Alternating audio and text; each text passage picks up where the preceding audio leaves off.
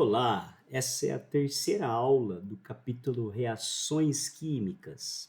E aqui nós vamos conhecer as reações de dupla troca. Nessas reações, nós expandimos reações inorgânicas para além do ácido mais base, produzindo sal e água. Numa reação de dupla troca, ocorre entre cátions e ânions duplamente uma troca, dois compostos gerando dois novos compostos. O nosso primeiro caso é aquele onde é possível a formação de um produto mais fraco. Nesse caso, é fundamental que você recorde a força dos ácidos e das bases. Acompanhe o exemplo onde eu tenho ácido sulfúrico reagindo com nitrito de sódio, produzindo sulfato de sódio e ácido nitroso. O ácido sulfúrico é um ácido forte, posso usar a regrinha de força de oxiácidos. 4 menos 2 igual a 2, forte.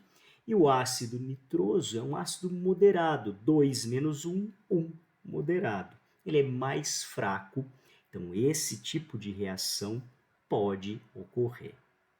Já no segundo exemplo, ácido cianídrico, que é um hidrácido fraco, com sulfato de sódio, produzindo cianeto de sódio, um sal, e o ácido sulfúrico, que é um ácido forte.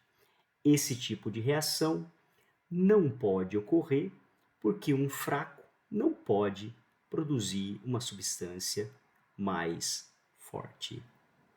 No nosso segundo caso, é possível haver uma dupla troca quando nos produtos ocorre uma substância mais volátil ou ainda que sofra decomposição, que seja instável.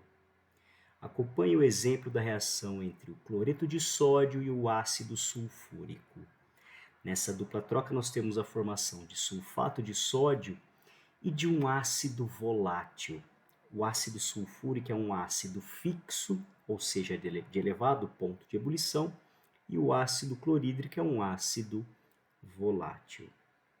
No segundo exemplo, o ácido clorídrico com carbonato de cálcio. Aqui nós temos a formação do cloreto de cálcio e do ácido carbônico, que é um ácido instável e que se decompõe em CO2 e água. É possível haver então uma dupla troca sempre que no produto haver a formação de um ácido mais volátil ou uma base volátil ou ainda uma substância que sofra decomposição, que seja instável. Acompanhe agora algumas decomposições espontâneas importantes. Já visto o ácido carbônico, o ácido sulfuroso e o hidróxido de amônio. E para fechar essa aula, mais alguns exemplos de reações de dupla troca que envolvem os dois casos vistos. Sulfeto de ferro 2 e ácido fosfórico. O ácido fosfórico é um ácido fixo e essa reação ocorre na medida em que há a formação de ácido sulfídrico, que é um ácido volátil. Nitrato de potássio e água, com a formação de ácido nítrico e hidróxido de potássio. Essa reação não ocorre porque as substâncias formadas ionizam, dissociam mais do que a água, que é o reagente da reação. Ácido sulfúrico e carbonato de sódio. Aqui a formação do ácido carbônico, que se decompõe em CO2 e água. Sulfito de cálcio e ácido nítrico. Aqui a formação do ácido sulfuroso, que se decompõe em água e dióxido de enxofre. Cloreto de sódio e hidróxido de amônio. Aqui nós temos a formação do hidróxido de sódio, que é uma base mais forte do que o hidróxido de amônio, portanto essa reação ela não ocorre.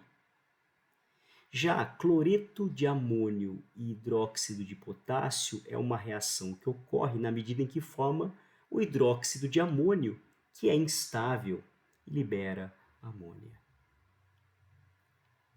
Se você chegou até aqui, muito obrigado e até a próxima aula.